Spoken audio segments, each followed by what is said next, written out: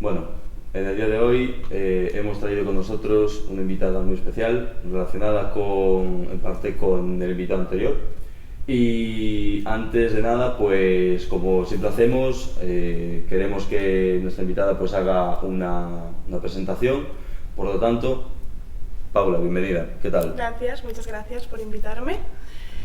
Y nada, bueno, una presentación, soy Paula, soy de Cataluña, en verdad, pero ahora estoy viviendo aquí en Coruña. Y nada, me estoy trabajando, soy psicóloga, sexóloga y terapeuta de parejas. Y ahora mismo estoy trabajando de esto, presencialmente en Barcelona y también de forma online, pues desde donde quiera, ¿no? Y bueno, al final es un trabajo que es muy vocacional, que es casi desde siempre.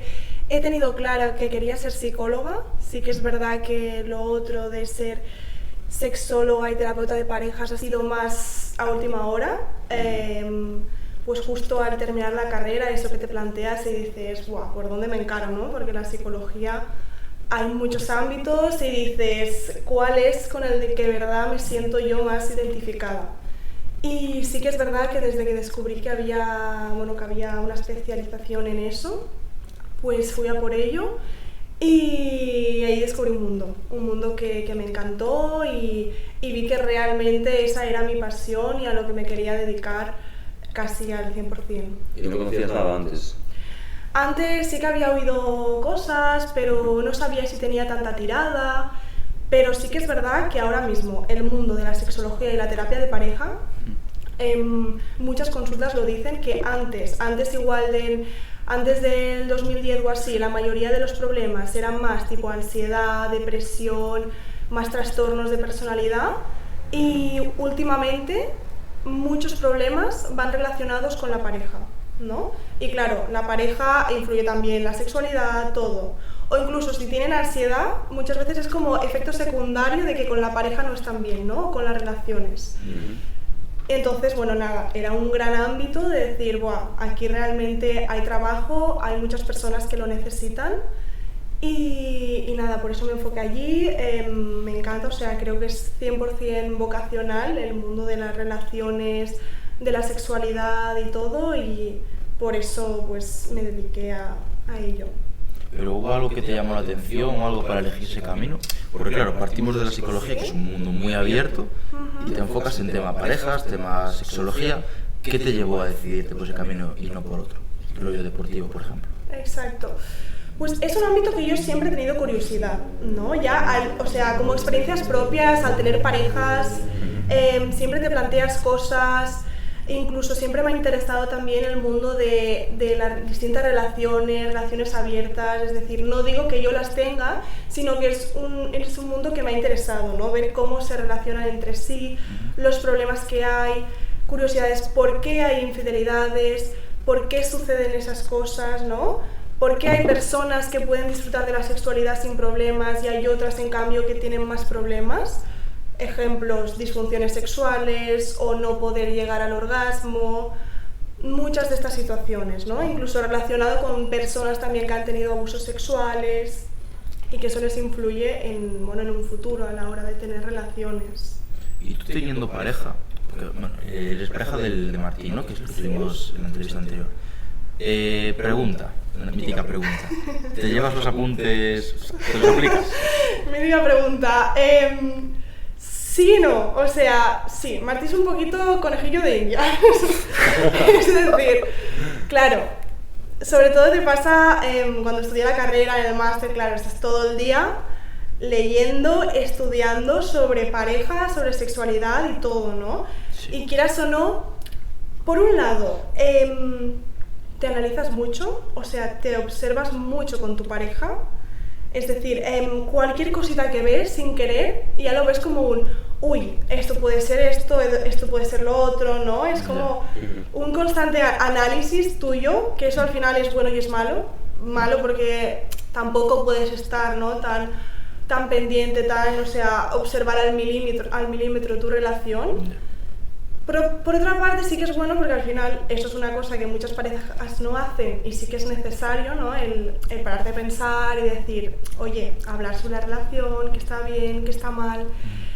Y claro, allí te dan muchas técnicas, muchas herramientas y muchas veces sí que le digo, oye Martí, hoy vamos a probar de hacer este ejercicio, ¿no? de preguntas o así.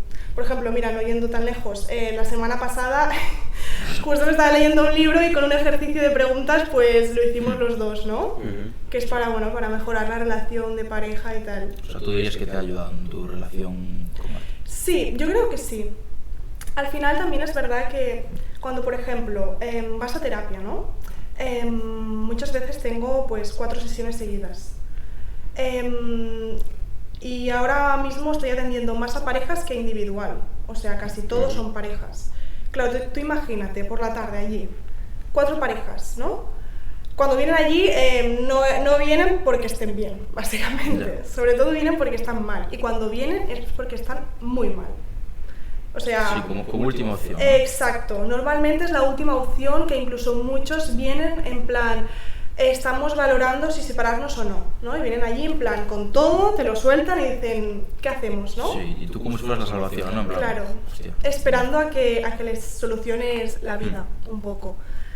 Claro, viendo todo esto en las parejas, que ves que estás tan mal, tú vas para casa y dices, oye, pues estoy muy bien. O sea, al final, quieras o no, comparando, hay esa parte de decir, vale, pues lo que me pasa a mí no es nada en relación con otras personas, ¿no? Porque estás acostumbrado a ver muchos problemas. Igual que le preguntamos a Quilino cuando vino, tú con tus pacientes y con tus parejas, ¿qué porcentajes o más o menos cuántas de las relaciones pues, le ayudas realmente? Porque hay relaciones que no tienen futuro, de alguna manera por decirlo, pero hay otras que, oye, les puedes ayudar y le puede servir de alguna terapia. Entonces, claro. Más o menos muchas o todas o pocas. Te diría que depende mucho de las personas al final. O sea, al final nosotros somos como una guía, ¿no? Como unos instructores, pero al final quien tienen que hacer las cosas son ellos, ¿no? Sí. Por ejemplo, yo trabajo mucho con pautas, es decir, que no solo sea la sesión, sino que también mando como algunos ejercicios para que puedan hacer en casa, porque al final la sesión es 1 hora y normalmente suele ser 1 hora cada 2 semanas, y claro, dices, con 1 hora cada 2 semanas haces lo que puedes, o sea, poco, ¿no? La idea es que en la sesión también tú das las herramientas para que puedan ellos en casa hacer ejercicios para trabajarlo en el día a día. Y aquí ves mucho también las ganas, la motivación de cada persona, que es lo que influye mucho también. Y eso lo vas notando al principio. Ya ves personas que vienen allí y dicen, eso es una mierda, tal, ya vienen con la actitud, Sí, la actitud muy importante. no predispuesta. Luego sí que hay otros que incluso tú les mandas las tareas, te contestan por correo, te dicen, oye Paula, mira, ha pasado esto, hemos hecho esto, lo otro, te las mandan por correo. Y tú ahí ya ves un cambio de mucha implicación. Y esas normalmente son las que suelen seguir más en terapia y suelen, obvio, pues conseguir mejores resultados. Y tú ahora, claro, viviendo aquí en Coruña, dices que trabajas presencialmente en Cataluña y aquí Sí. online, ¿no? ¿Cómo es hacerlo online realmente? O sea, ¿lo llevas bien o prefieres obviamente hacerlo presencial en Cataluña? Claro, es distinto, o sea, tiene sus partes buenas y malas. Sí que es verdad que online muchas veces la gente se piensa que no conectas tanto o que no hay tanto ese vínculo, ¿no? Pero la verdad es que yo al menos por mi parte, desde la parte de terapeuta, no lo veo así. O sea, porque yo creo que al final acabas también cogiendo buen vínculo. Sí que es verdad que hay esa distancia de la pantalla, ¿no? Que quieras o no, pues puede ser que no sea tan cercano. Pero también hay ese vínculo porque al final las personas, los pacientes, lo hacen desde sus casas, ¿no? Tranquilamente. También están en sus sitios, digamos, confort, más cómodos. No van a otro sitio. Aunque igual sí que, por ejemplo, yo en parejas igual prefiero un poquito más presencial. Ya. Por ejemplo, si hay discusiones en la sesión, Claro. Porque si una discusión online... Si tú estás online, ya puedes decir, hey, estoy aquí. Pero si ellos no quieren, o sea, van a seguir discutiendo. Si estás presencial, como quieras o no, o sea, te tienen más presente que estás allí. Incluso, claro, se cortan un poco, porque les cambias de ámbito, ya no están en el comedor donde están acostumbrados a discutir, ya están en otro ámbito, en otro sitio, que no conocen, te tienen a ti cerca, también quieras o no lo notan más.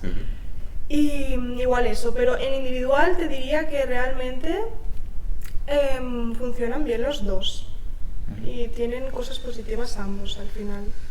¿Y qué dirías que es lo que más te encuentras en tus pacientes? O sea, con más frecuencia, más o menos. A ver, ¿en parejas o en individual? Un poco de todo, venga, vamos allá. Vale. Ya te digo, yo ahora como estoy más especializada en sexualidad y parejas, casi todo es esto, ¿vale? O sea, temas emocionales y tal no me vienen tanto. Pero bueno, aún así yo prefiero los de sexualidad y los de pareja porque realmente es lo que me gusta más trabajar. Mira, empezando por individual, que igual así es más fácil, vienen, te podría decir, disfunciones sexuales, que por ejemplo vendrían a ser, tengo chicas con vaginismo, ¿vale? Que vaginismo sería un poco como la imposibilidad de tener relaciones sexuales con penetración. ¿Vale? Entonces, claro, vienen como muy frustradas, igual son chicas que llevan 8 años con su pareja y no han podido tener o casi nunca relaciones sexuales con penetración. Y claro, vienen con todos estos años arrastrando culpabilidad de decir, es algo mío que no está bien, ¿qué me pasa? Incluso a veces sí que las pueden tener, pero con dolor. Y claro, al final, como tienen dolor, las evitan y acaban por no teniéndolas.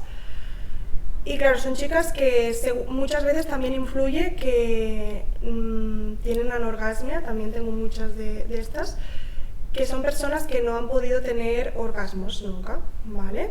Y trabajamos todo el tema del placer, ¿no? De volver a focalizarse en tu cuerpo, en enseñarles también el cómo, ¿no? Igual son personas que nunca han tenido orgasmos porque nunca se han masturbado. O sea, sí han tenido relaciones sexuales, pero nunca se han masturbado y entonces, claro, si tú no te conoces, si tú no sabes cómo dar placer a tu cuerpo, cómo quieres que otra persona pueda dar placer a tu cuerpo, como a ti te gusta, ¿no? Entonces empezamos un poco por lo básico. Lo básico de coger un espejito y mirarse la vulva, o sea, tal cual. ¿Qué deseáis saber, Majestad? Espejo mágico, dime una cosa. ¿Quién es en este reino la más hermosa? Claro, hay una diferencia entre los chicos y las chicas, que al final, o sea, los chicos, se ven los genitales cada vez que van al baño a mear, básicamente, porque están a la vista. En cambio, las mujeres es mucho más difícil, ¿no? Y hay mujeres que les preguntas, ¿y cómo es? O sea, ¿la podrías dibujar? Y se quedan en blanco, en plan, no tengo ni idea. O sea, no, es que no me la he visto ahora mismo, no te sabría decir cómo es. Y claro, empezamos por lo básico que es como autoconocimiento, conocerse todo para luego ya poder llegar a tener relaciones con uno mismo o con otras personas con placer. Luego también me viene mucho, ya os digo, sobre todo chicas, no sé si es porque las chicas están más abiertas o no les da tanta cosa el ir a terapia, sobre todo terapia sexual. Chicas con bajo deseo sexual, ¿vale? Que me encuentro de todas las edades, o sea, no es que como cuanto más mayor, más, no, sino un poco de todo también. Si están con relaciones monótonas, de decir, llevo muchos años con mi pareja y al final ese deseo se pierde, ¿no? Porque muchas veces es porque no se trabaja, no se sabe cómo trabajar y claro, el deseo no viene así de la nada. Es decir, hoy estoy en casa, ¿no? Por ejemplo, fregando con el moño tal y tú te quieres que me va a apetecer tener sexo. Pues no. O sea, hay un proceso de trabajar ese deseo. Y entiendo que ahora no tanto, pero sobre todo al principio, ¿se te han generado situaciones de incomodidad o algo que digas tú? Bueno, ¿sabes? Es un tema tabú más o menos, por eso, por saber más o menos si te ha costado acostumbrarte a escuchar de todo o más o menos ya lo tenías asumido. Al final, los psicólogos hay una cosa que es como la cara de póker. O sea, que te cuenten lo que te cuenten, tú tienes que tener la cara allí ni sorprendida ni nada. Y hay muchas veces que obvio te cuentan cosas que tú dices, wow, la que me está contando, sobre todo en parejas. Porque temas de infidelidades y tal, que bueno. Pero claro, tú tienes que tener esa cara de póker de al final de todo lo que te cuentan es normal. Sí que es verdad que luego te acabas acostumbrando. Ya te cuentan una cosa que dices, vaya, pero dices, bueno, es que es lo normal, ¿no? Porque ya has escuchado un poco de todo. Pero bueno, es eso. Sí que a veces te encuentras situaciones, por ejemplo, más incómodas, o incluso ellos, porque yo al final estoy muy acostumbrada a hablar de que si genitales tal cual, con el nombre, o sea, todo claro, ¿no? Y ellos sí que dicen, Sí, que igual el choca un poco. Claro, yo igual no me veo, ellos dicen, igual no me veo diciendo vulva tal cual con el nombre, ¿no? Igual pondrán una palabra así, como la cosa o así. Sí, ya. Y igual se sienten más incómodos, pero bueno, si no por el resto bien. Al final te acostumbras. Y dices que la gran mayoría de los problemas vienen de, bueno, las relaciones sexuales, de sobre todo, bueno, no solo en pareja, supongo que será también tanto con parejas ocasionales como con tu propia pareja, con la que estés.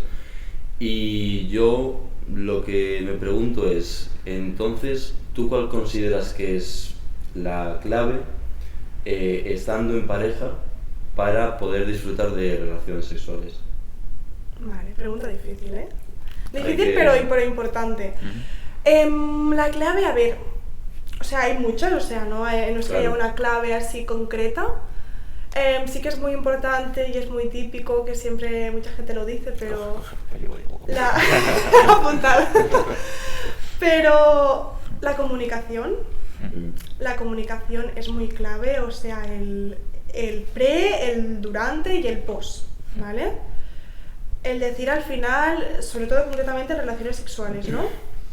El decir el cómo te gusta, qué no, y por eso también es importante un autoconocimiento, o sea, ya no solo en pareja, pero si no, luego ya, pues eso, la comunicación, el si te ha gustado, si no, si hay otras cosas, hay unas cosas que prefieres no hacerlas, o si te gustaría probar otras cosas, que a veces muchas personas no se atreven.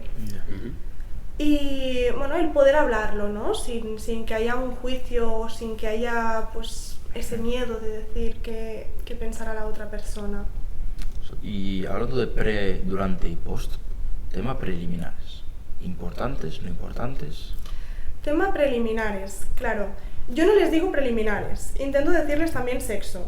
O sea, porque al final siempre tenemos el concepto de preliminares y luego penetración. Sí, todo es un conjunto. Claro, siempre es eso, y si no hay penetración no ha habido sexo al final, ¿no? Incluso, o si no se ha terminado, si no se ha llegado al orgasmo, tampoco ha habido sexo. Es como, no se ha acabado, me he quedado a medias.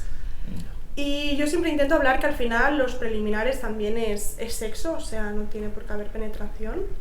Así también incluimos un poco al colectivo LGTBI, ¿no? Que al final igual muchos no tienen por qué tener relaciones con penetración.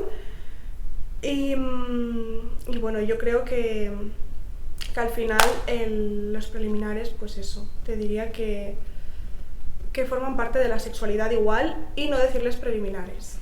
Yo creo que es todo un conjunto. También, a mi parecer, son como diferentes fases, pero todo dentro del mismo proceso. Exacto, sí. Claro, en la sexualidad, o sea, en una relación sexual hay distintas fases, ¿no? Empezando por el simple hecho de cómo te acercas a tu pareja, ¿no? De la seducción, porque ni que lleves años con tu pareja, al final tiene que haber ese cómo me acerco, ¿no? Cómo la seduzco, ni que esté en casa y sé que al final estamos juntos. Y luego entra también el juego, ¿no? Un poco del juego, que ya tanto podría ser, ¿no? con otras prácticas sexuales, como con el juego con palabras o miradas, ¿no? Más así como indirectamente. Y ya luego vendría a ser lo que sería como la sexualidad en sí, que serían las distintas prácticas que puede haber. Y al final, pues también importante la comunicación, del decir, O el típico de terminar la relación y no irse cada uno por su lado. Intentar estar un poquito juntos, ni que sea unos minutitos. Sí, el típico, la mujer quiere abrazos y el hombre se pega. Tal cual. Exacto, sí. Y hablabas antes de que te van edades de todo tipo, bueno, hablando del deseo sexual, pero entonces vamos a acercarlo un poco a relaciones. ¿Cuál crees que es la edad idónea para empezar con las relaciones? ¿O no hay una y eso va fluyendo? Relaciones sexuales. Sí, sexuales. Vale. Digo, de pareja, No, de sexuales. pareja. Vale, a ver, obvio, no hay una edad idónea.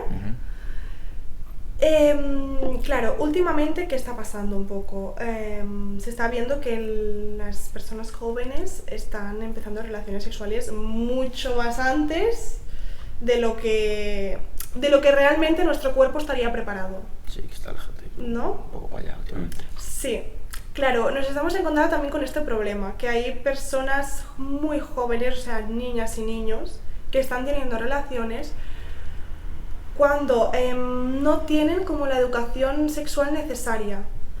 Que al final creo que aquí hay una gran carencia, de decir, en los colegios se explica muy poco, o lo mínimo, el típico de poner un preservativo y las ITS, que al final lo único que hacen es como dar ese miedo, ¿no? a las niñas y a los niños, de decir, buah, es que si tengo sexo, me puedo quedar embarazada, que esa es la otra, ¿no? El miedo de quedarse embarazada, y la otra puede tener una ITS.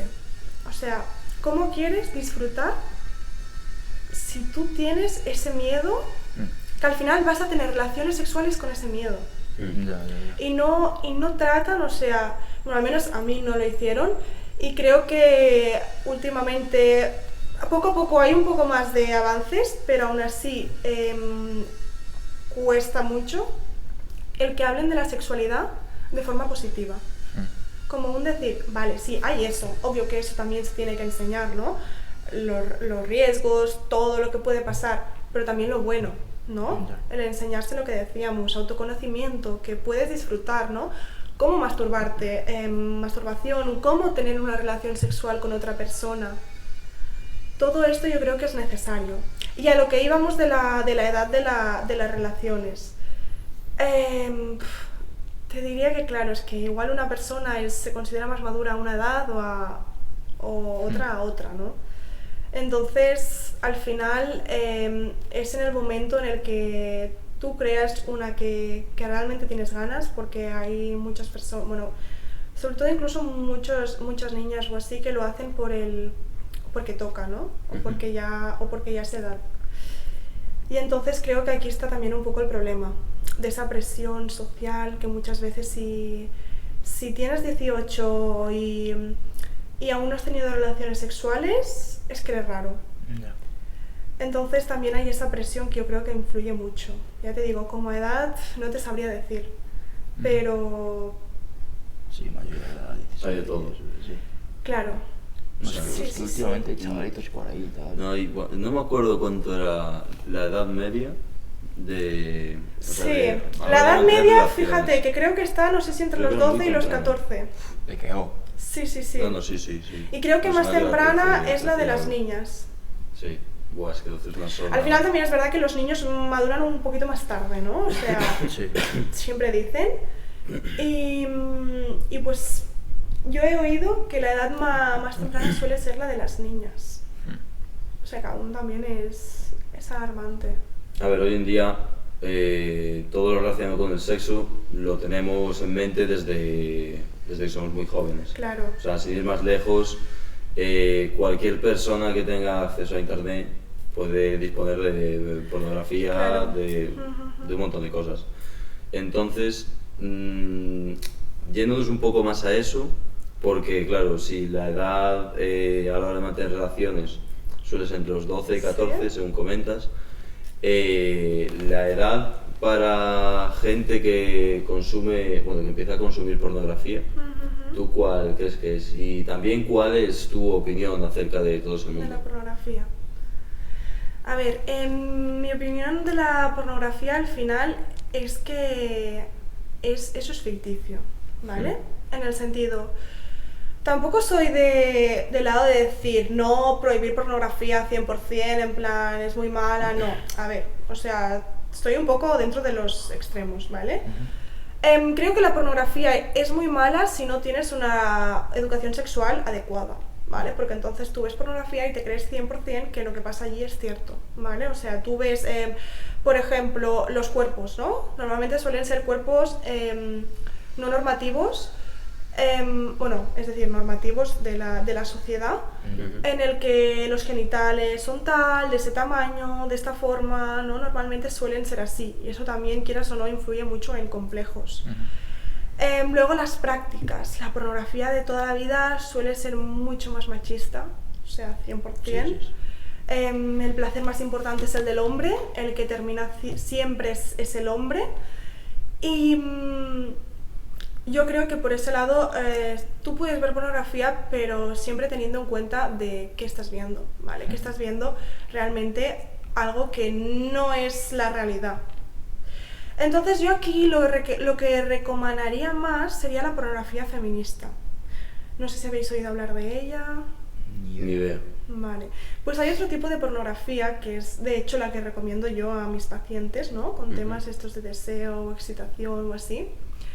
Que es pornografía, una que está consentida, porque muchas veces vídeos de los que vemos igual no están del todo consentidos, ¿vale? Es pornografía consentida, pornografía que trata de igualdad, ¿no? Al hombre y a la mujer, o sea, el placer un poco de los dos, con cuerpos que diríamos no normativos, es decir, cuerpos de todo tipo, que no tienen que ser los genitales de este tamaño, de esta forma, tal. Y sin violencias, que no haya realmente, bueno, y si hay violencias que sean obviamente como más consentidas. Ya. Entonces, normalmente por mala suerte suele ser pornografía que es de pago. Ahí, si buscáis en Google, si hay gente interesada, podéis buscar Erika Lust, que al final es una mujer que es como una de las creadoras de esta pornografía. Y sí que tiene pornografía, pues, feminista de este tipo, por ello os digo, normalmente suele ser de pago. Ya. Pero yo sí que la recomiendo siempre, eso, prefiriendo mucho más que sea feminista. Y claro, al final los niños que ven pornografía, obviamente tú te metes en Google, lo buscas y te sale cualquier cosa, no te sale de todo. Sí. Y creo que eso también al final es muy perjudicial. Sí.